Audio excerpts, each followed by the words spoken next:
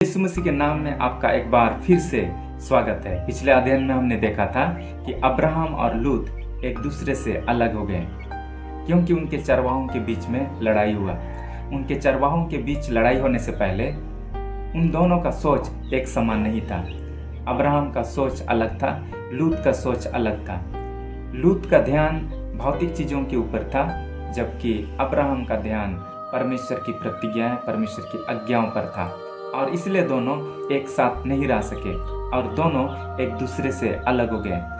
जब वो एक दूसरे से अलग हो गए तो अब्राहम उस समय लूत से कहा था कि यदि तू दाहिने ओर का भाग को चुनेगा तो मैं बाईं ओर चला जाऊंगा, यदि तू बाईं ओर का जगह को चुनेगा तो मैं दाहिना ओर चला जाऊंगा। अब्राहम ने लूत को ऑफर दिया कि तू जिस जगह को चुनना चाहता है चुन ले, और लूत अपने ही नजरिए के आधार पर, अपनी सोच समझ के आधार पर उसने ऐसा भाग को चुना जो उसके नज़र में बहुत उपजाऊ जगह था। लेकिन पवित्र शास्त्र बाइबल बताती है कि जिस जगह को वो चुन रहा था उस जगह के लोग सही नहीं थे, उनका आत्मिक स्थिति सही नहीं था, वो परमेश्वर के साथ चलने वाले नहीं थे, परमेश्वर को आराधना करने वाले नहीं थे। वचन इस प्रकार से लिखा है कि सदोम और अमोरा के लोग यहोवा के लेखे में दुष्ट और पापी थे। ये उत्पत्ति उसका 13 अध्याय में लिखा है। उत्पत्ति 13 अध्याय 13 पद में सदोम के लोग यहोवा के लेखे में बड़े दुष्ट और पापी थे। और ऊपर के पदों में लिखा है कि अब्राहम कनान देश में रहा, पर लूत उस तराई के नगरों में रहने लगा और अपना तंबू सदोम के निकट खड़ा किया। अब दोनों एक दूसरे से अलग हो गए, और बाइबल बताती है कि जैसे वे एक दूसरे से अलग हो गए, लूत से जब अब्राहम अलग हो गया, परमेश्वर अब्राहम से बात किया और कहा, 14 पद में लिखा है, जब लूत अब्राहम से अलग हो गया तब उसके पश्चात यहोवा ने अब्राहम से कहा, आंख उठाकर जिस स्थान पर तू है वहां से उत्तर दक्षिण पूर्व पश्चिम चारों ओर दृष्टि कर, क्योंकि जितनी भूमि तुझे दिखाई देती है उस सब को मैं तुझे और तेरे वंश को युग युग के लिए दूंगा।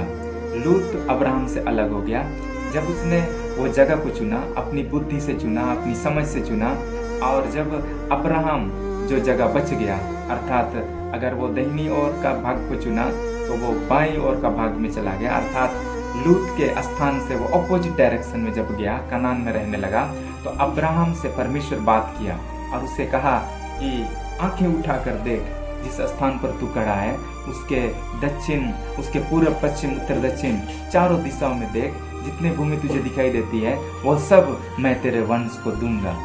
जिस स्थान पर अब्राहम खड़ा था वो स्थान के साथ परमेश्वर की प्रतिज्ञा थी। परमेश्वर ने उससे प्रतिज्ञा किया कि मैं युग युग के लिए तेरे वंश को दूंगा, अर्थात अब्राहम के जीवन को, अब्राहम के वंश को परमेश्वर स्थिर करने वाला था। जब परमेश्वर हमारे साथ होता है, जब परमेश्वर की आज्ञाओं के आधार पर, परमेश्वर की इच्छा के आधार पर जब हम लोग जीवन जीते हैं और परमेश्वर के दिए हुए स्थान को जब हम अपने जीवन में लेते हैं, तो परमेश्वर हमारे जीवन को स्थिर करता है। वो एक दिन के लिए नहीं, 2 दिन के लिए नहीं, लेकिन वो हमें सदा स्थिर रखता है। वो हमें अपने स्वर्गीय शांति से भरता है। हमारा जीवन कभी डगमगाने नहीं लगता है, क्योंकि हमारा विश्वास परमेश्वर के ऊपर होता है।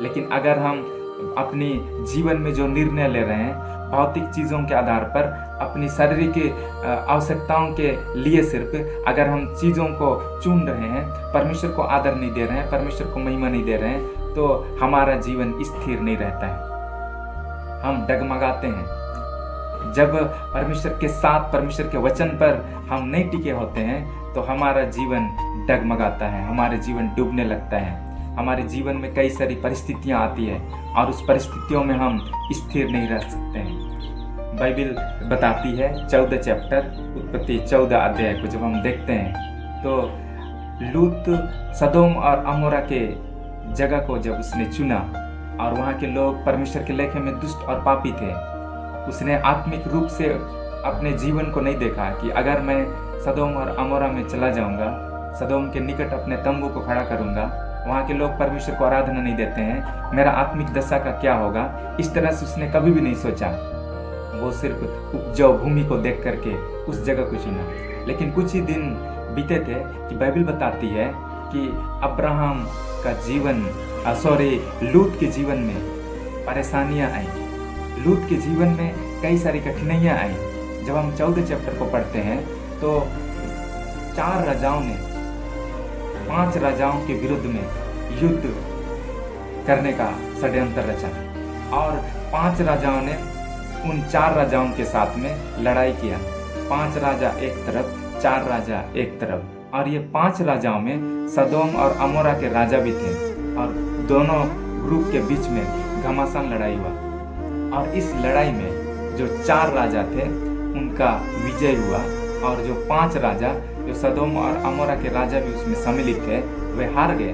और इस युद्ध में क्या लिखा है परमेश्वर के वचन में 14 अध्याय और उसका 11 पद से, वरन हम यदि 10 पद से अगर हम पढ़ें तो यहाँ इस प्रकार से लिखा है, सिद्दीम नामक तराई में जहाँ लासार मिट्टी के गढ़े ही गढ़े थे, सदोम और अमोरा के राजा भागते भागते उनमें गिर पड़े और जो बचे वे पहाड़ पर भाग गए।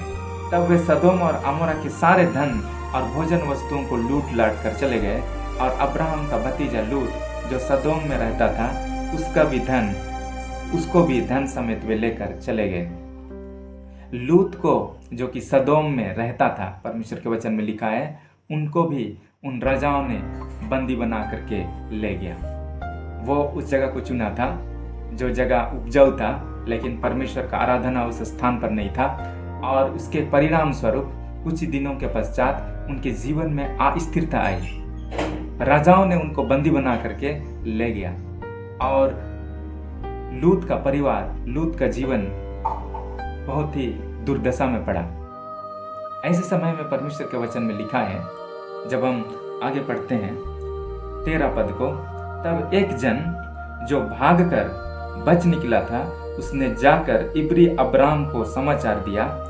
अब्राम तो एमोरी मामरे जो एस्कोल और अनेर का भाई था, उसके बांज वृक्षों के बीच में रहता था और ये लोग अब्राम के संग वाचा बांधे हुए थे। जब उन राजाओं ने लूत, उनके परिवार को और जितने सदोम के लोग थे उनको बंदी बनाकर ले गए, तब उसमें से लूत भी जब चला गया तो बाइबल बताती है एक जन उसमें से, उस बंदी में से छूट करके बाहर निकला। हम नहीं जानते वो कौन था, बाइबल इसके बारे में नहीं बताती है, लेकिन इस व्यक्ति का एक बहुत बड़ा रोल है। कई बार हम कुछ पदों को, कुछ वचनों को हम नज़रअंदाज करते हैं, लेकिन उन वचनों में बहुत सारी रहस्य हमारे जीवन के लिए छिपी होती है। अपने जीवन में भी हम बहुत सारी चीज़ों को हम ध्यान नहीं देते हैं, लेकिन वही चीज़ें हमारे जीवन के लिए बहुत ज़रूरी फैक्टर होता है।